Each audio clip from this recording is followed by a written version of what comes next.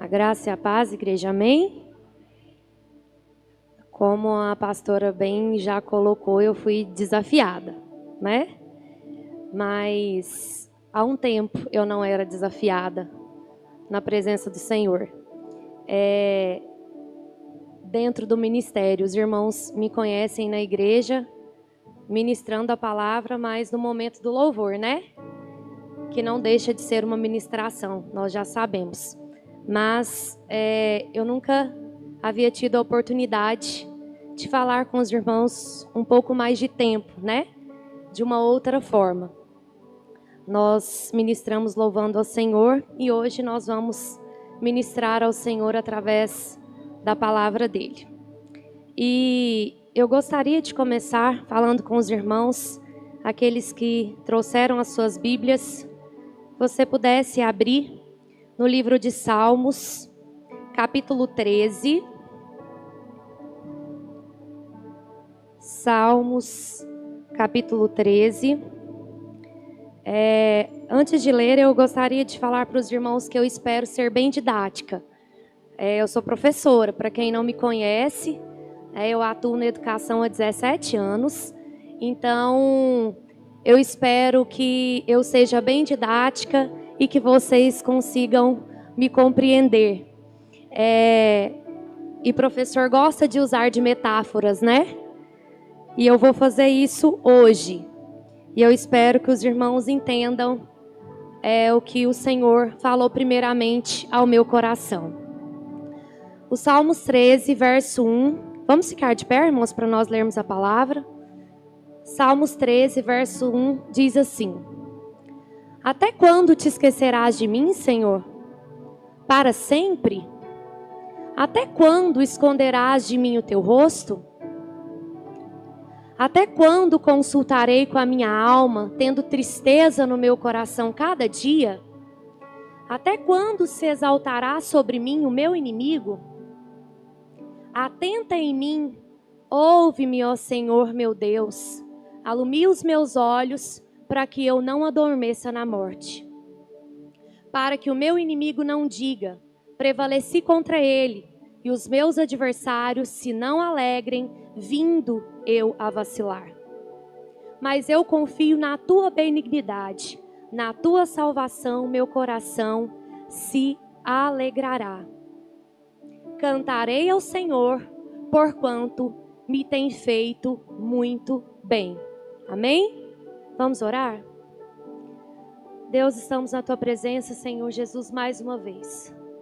Fala conosco, Senhor Jesus. Me usa, Senhor, diante, Senhor, da minha pequenez, diante dos meus pecados. Que eu seja a boca do Senhor nesse momento, Senhor.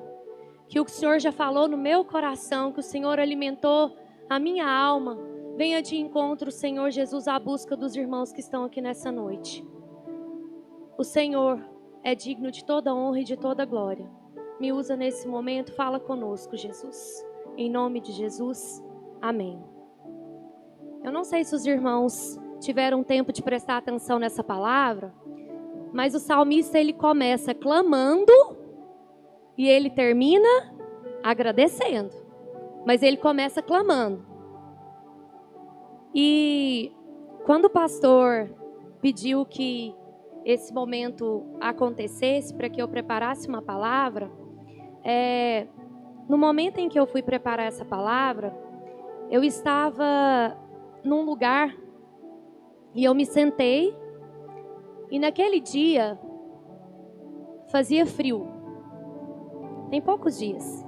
Fazia frio e eu estava num lugar que eu não gostaria de estar. Mas naquele momento eu estava ali. Eu precisava estar ali.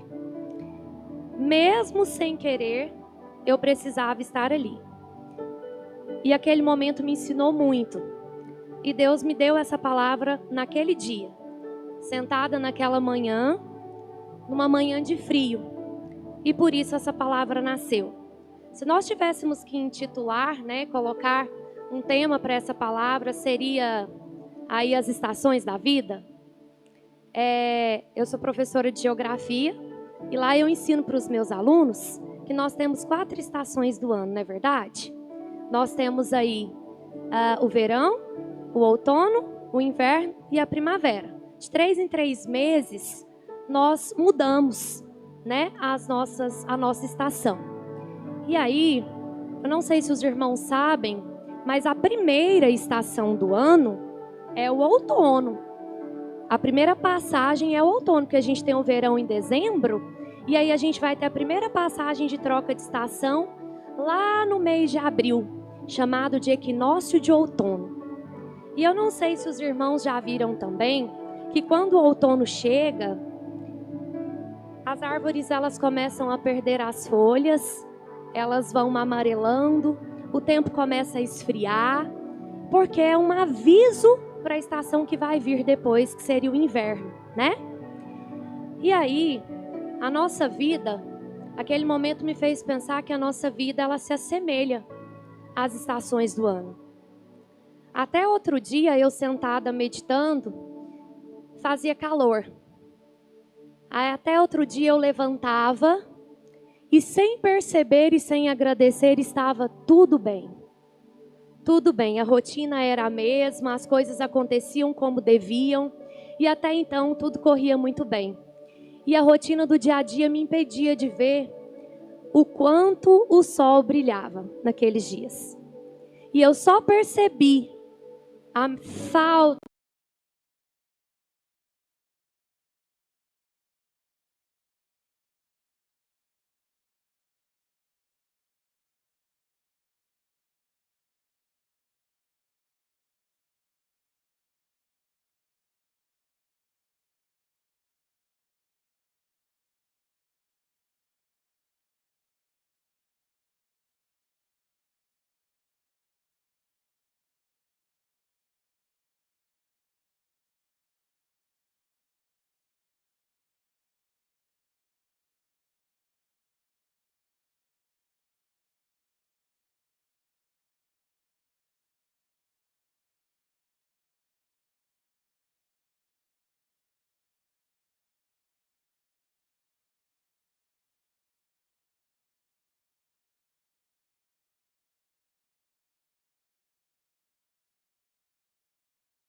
os dias vão se tornando sem vida. E eu gostaria de dizer para os irmãos que não é só a minha vida, não é só a sua que se torna cinzenta ou se tornou cinzenta.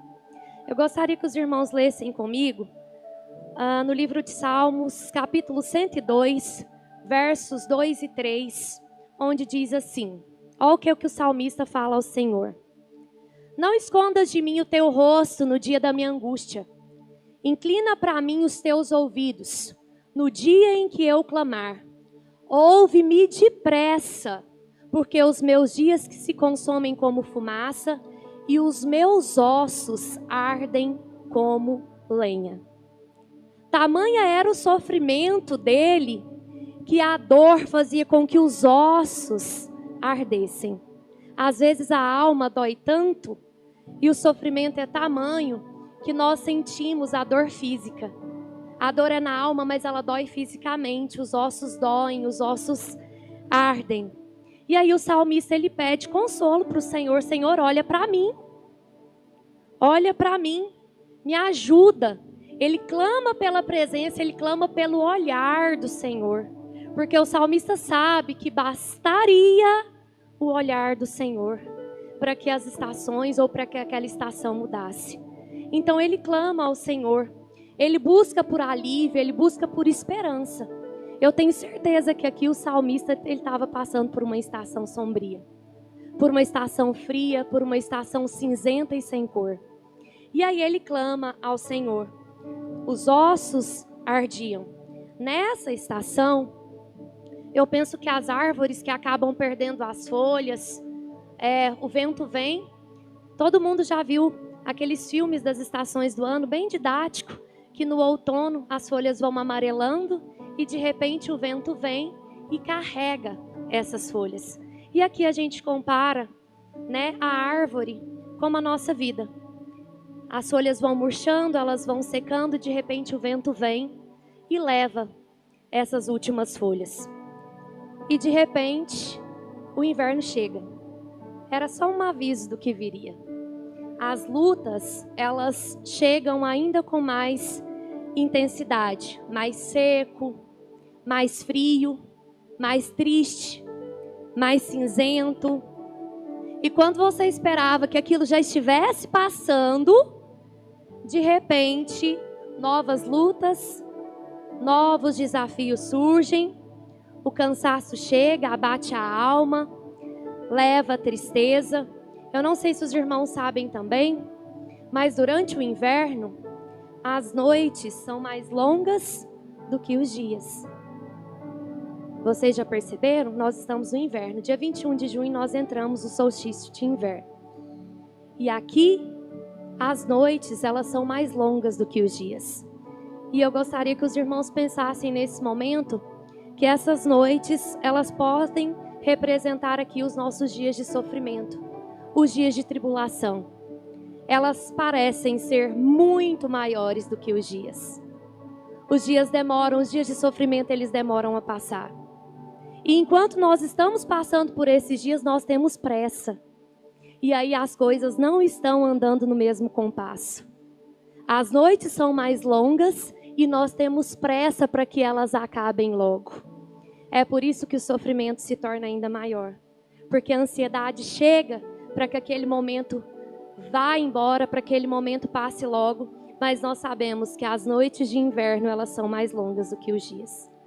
Mas em tudo o Senhor tem um propósito e a gente vai chegar lá. A alegria vai embora, as forças elas acabam se consumindo. Só que eu gostaria de dizer para os irmãos mais uma vez que não somos só nós, dessa geração aqui, que vivemos dias sombrios, dias difíceis, estações difíceis. Homens usados por Deus no passado também passaram por momentos de muita aflição, de muita escuridão, de muita frieza e de muito sofrimento. Eu gostaria de citar alguns exemplos para os irmãos de homens que no passado também viveram dias sombrios, de muita escuridão. Eu gostaria de ler com os irmãos 1 Reis 19:4.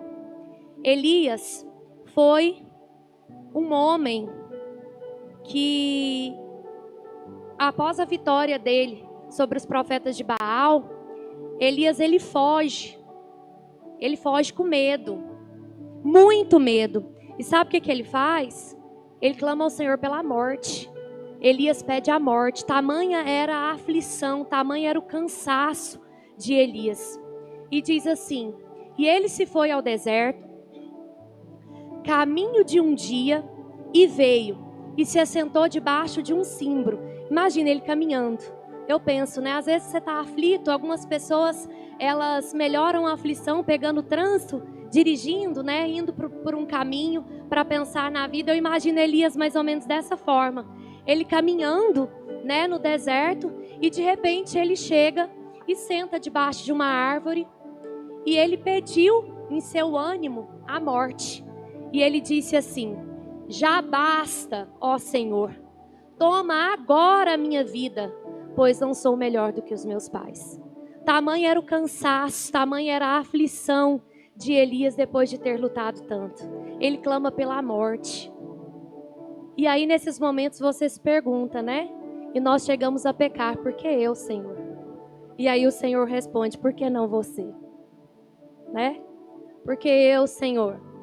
Por que não você? Homens de Deus, homens que foram usados por Deus no passado, sofreram. O Senhor sofreu, Ele não foi poupado do sofrimento.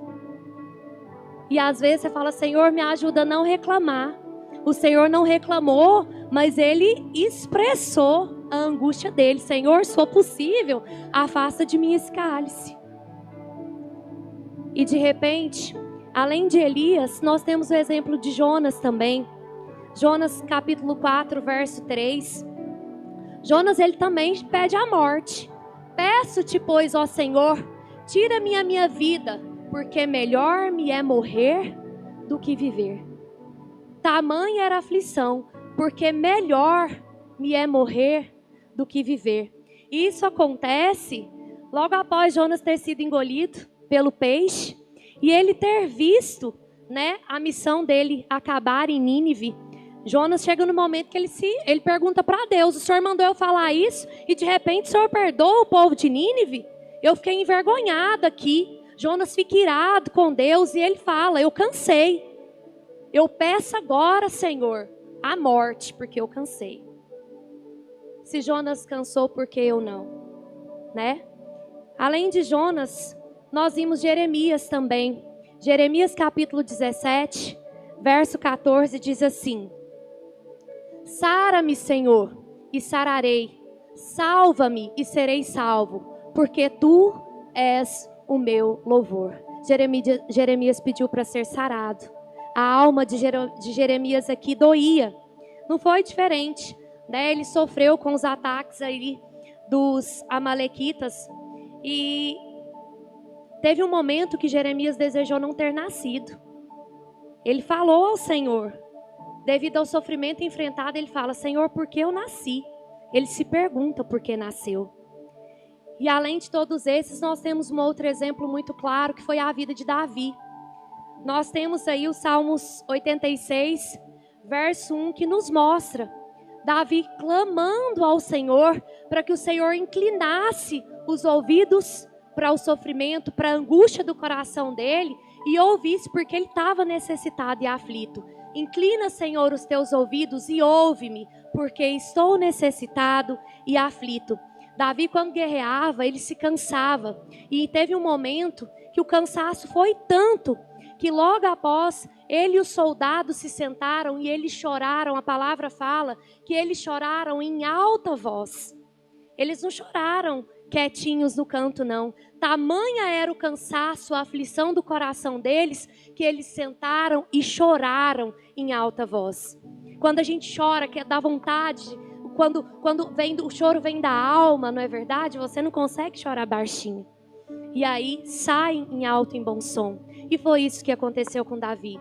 Ele e os soldados, após a guerra, sentaram e choraram em alta voz. Todos esses homens sofreram, assim como nós sofremos. O mundo é mau, o mundo jaz do maligno. O Senhor falou que nós passaríamos por aflições.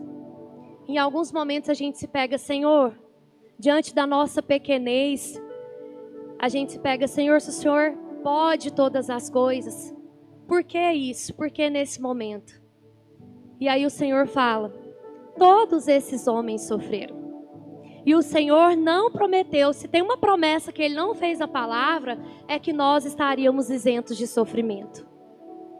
Mas tem outra promessa na palavra. Ele prometeu que em todos os dias estaria conosco. Amém por isso? Nos dias mais sombrios, Ele prometeu que em todos os dias estariam conosco.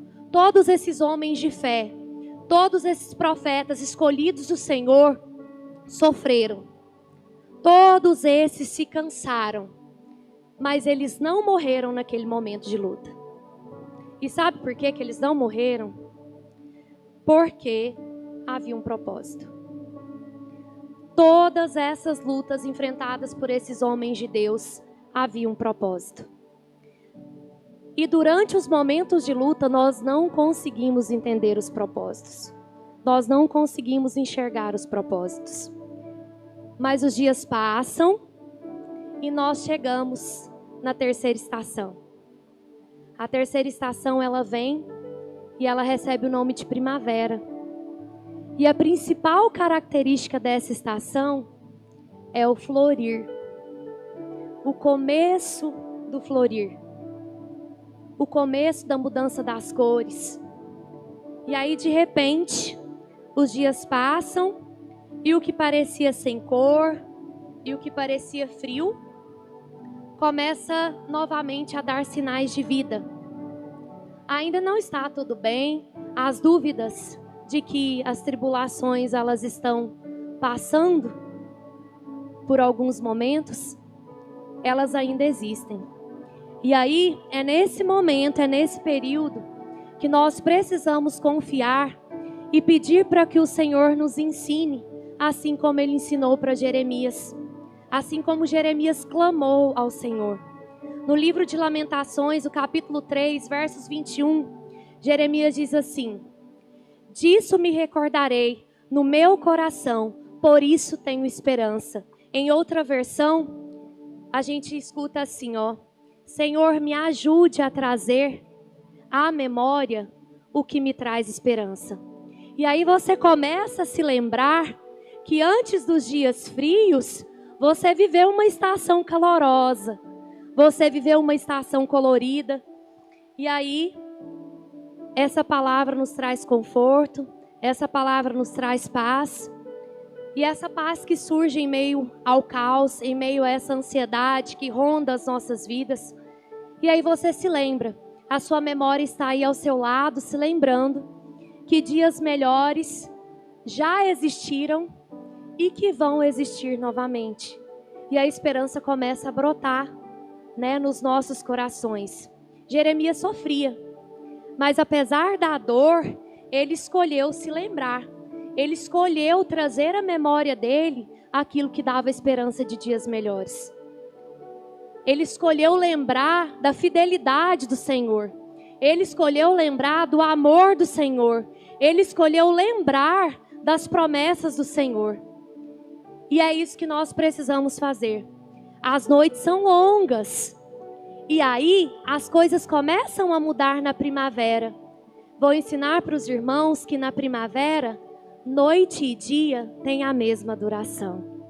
Os dias ainda não estão maiores do que as noites, como vai acontecer daqui a pouco. Mas na primavera, as noites e os dias têm a mesma duração. Então as coisas já estão melhorando. As noites já não são tão longas quanto eram. E aí, de repente, a memória pode então ser um lugar de esperança. Um lugar onde estão guardadas as promessas, trazendo aí renovação de fé, trazendo perspectiva para o futuro. Os dias passam e aí, de fato, nós chegamos na última estação, na quarta estação. O sol, de repente, começa a nascer mais cedo. O dia aqui é maior do que a noite. A alegria, os dias cinzentos, eles começam a partir. E Jó, ele sofreu, assim como nós sofremos todas essas estações. Jó sofreu, Jó perdeu bens. Quem teve a oportunidade de ler a história de Jó, sabe o sofrimento que tomou a vida daquele homem. Jó perdeu bens, Jó perdeu família, Jó adoeceu, seu corpo foi tomado de lepras. A palavra do Senhor fala que tamanha era a dor de Jó que ele se esfregava no chão. Ele rolava no chão. Não havia sofrimento maior para ele de ver tudo aquilo que havia sido perdido. E Jó clamava ao Senhor. Chegou no momento de Jó falar para o seu amigo Eliú que ele não via Deus agindo mais não. Cadê o Senhor? Eu não vejo Deus agindo. E sabe o que o amigo de Jó, que foi o único amigo aprovado por Deus, falou para ele? Você não tem que ver Deus agir. Você tem que ter fé para que Ele continue te vendo. Para que Ele continue te olhando. Irmãos, e não tem nada mais difícil do que confiar nos dias de angústia. Não tem nada mais difícil diante da nossa pequenez, diante da nossa fé, que é tão pequena, entregar e confiar nos dias de angústia. E aí você olha e fala ao Senhor, Senhor, cadê o Senhor? Eu não estou vendo. O que o Senhor está fazendo por mim? Nem eu, nem você temos que ver. Nós temos que ter fé para que o Senhor continue nos vendo. E Ele está nos vendo. Eu disse ainda há pouco, Ele não nos prometeu dias sem aflição e sem angústia, mas Ele nos prometeu estar em todos eles. Deus tinha um propósito, assim como Deus teve propósito na vida de Elias, na vida de Davi, na vida de Jeremias, Deus também tinha um propósito na vida de Jó. O objetivo do Senhor era demonstrar a integridade, a fidelidade de Jó, porque ele foi desafiado pelo inimigo. A vida de Jó foi desafiada por Deus pelo inimigo. E o Senhor tinha um propósito nos dias difíceis de Jó. E aí, diante disso, a gente percebe o objetivo do Senhor, o propósito do Senhor era provar a integridade, a fidelidade de Jó. Através dele, Deus revelaria a sua soberania. Deus revelaria a integridade de Jó e a fidelidade dele.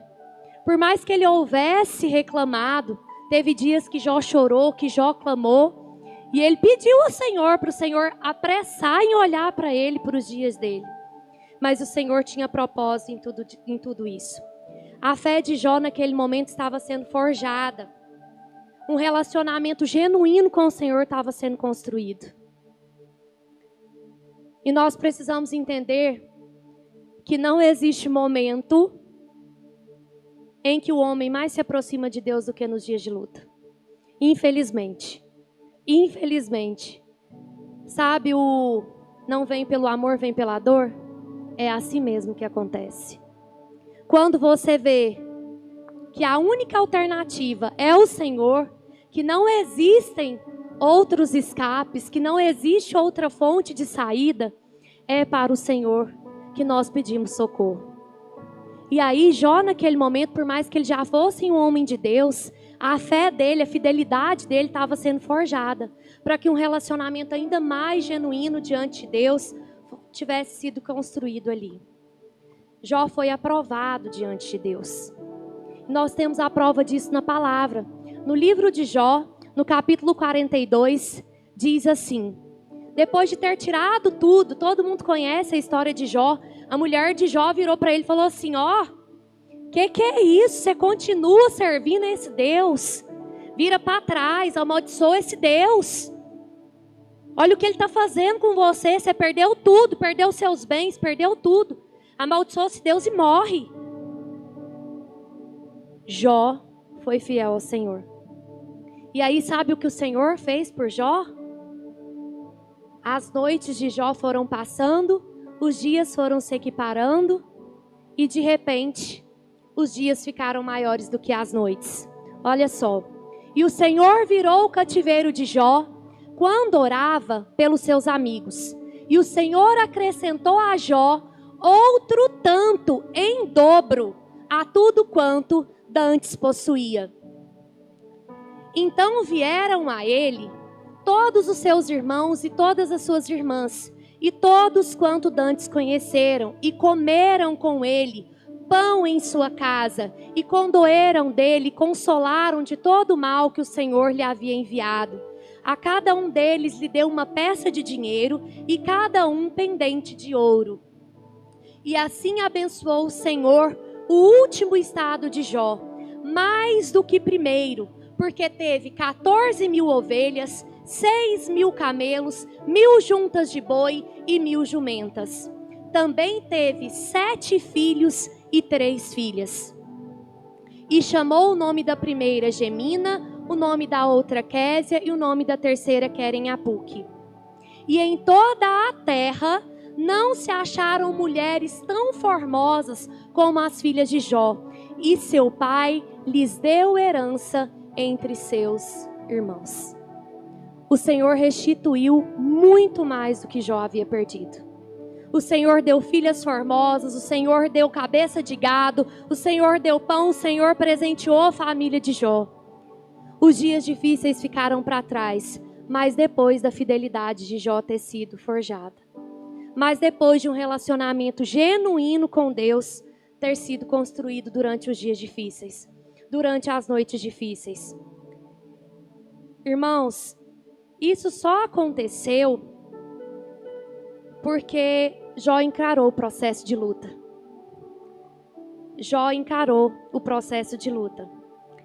Ainda que as nuvens, elas estejam aí encobrindo o sol ainda está lá.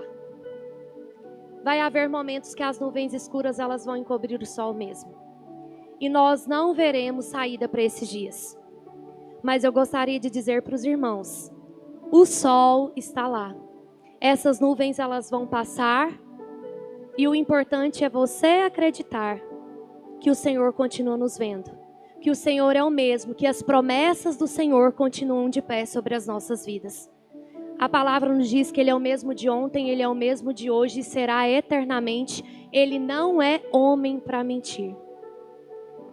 Diante disso, eu pergunto para os irmãos: qual estação da vida você está vivendo hoje? As noites têm sido mais longas do que os dias? Os dias já estão iguais às noites? Ou graças a Deus o sol está brilhando?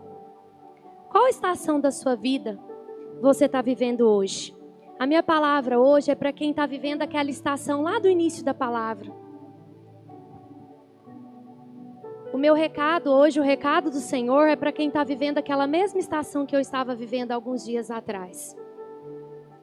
Eu pergunto, em qual estação a sua vida está?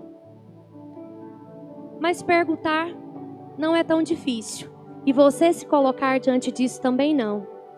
Você estaria se perguntando: por que eu ouvi essa palavra? Eu preciso de estratégias para suportar esses dias difíceis.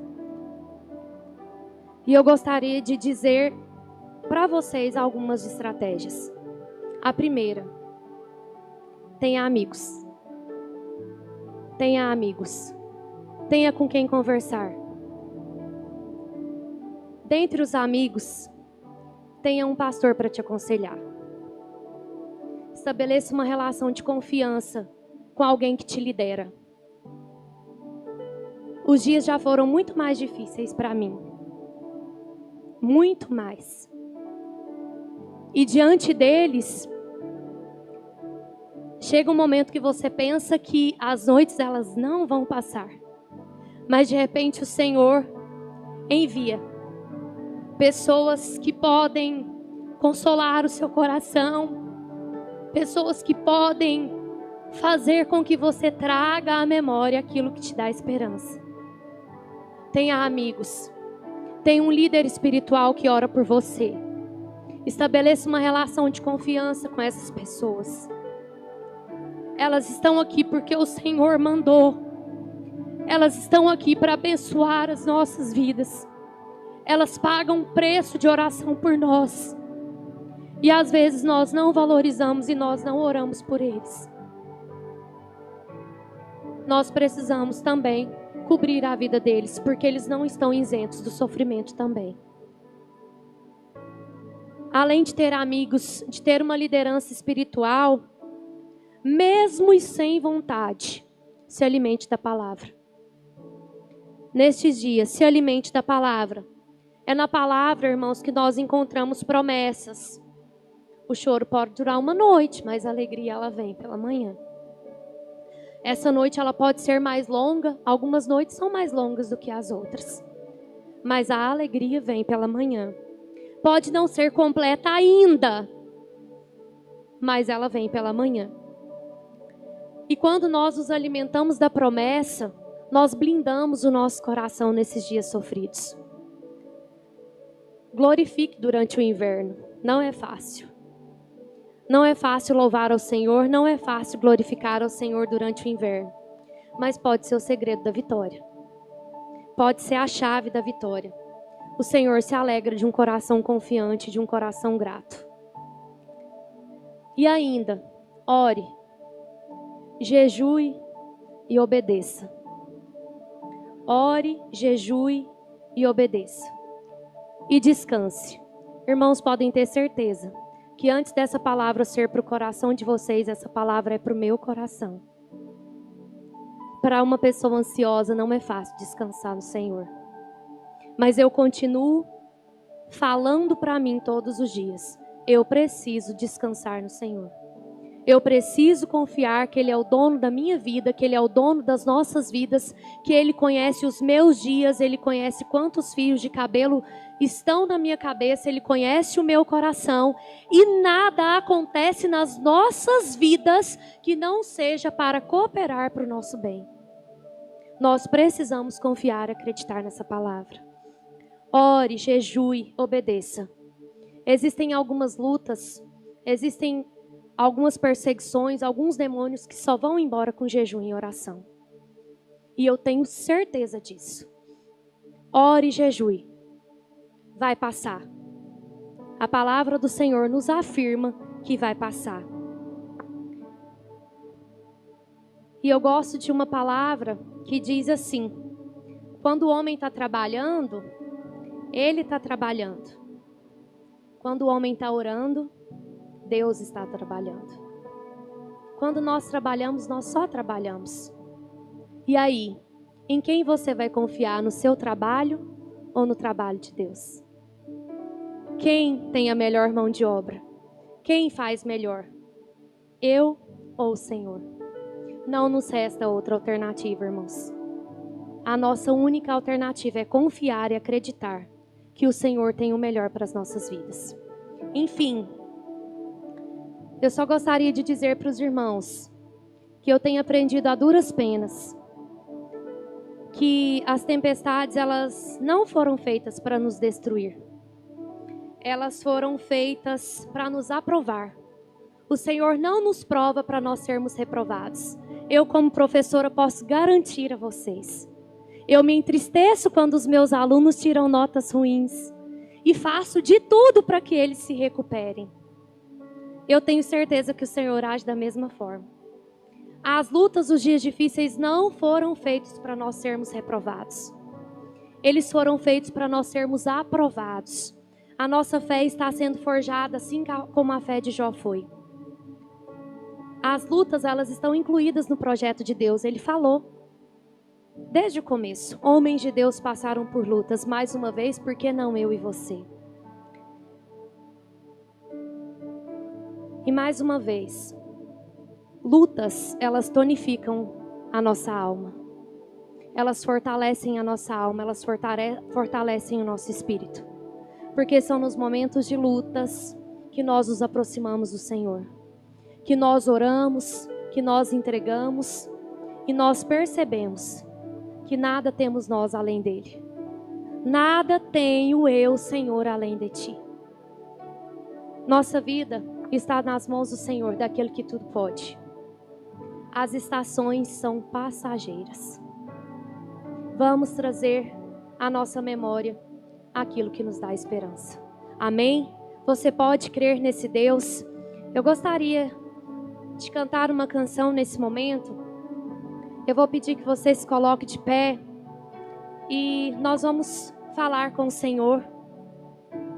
A minha voz está rouca, mas o Lucas está aqui para nos salvar. E essa canção, ela falou comigo durante todo esse processo, durante esses dias sombrios. E se você está passando por esses dias, que a letra dessa canção traga ao seu coração o consolo que você está precisando nesse momento. Amém?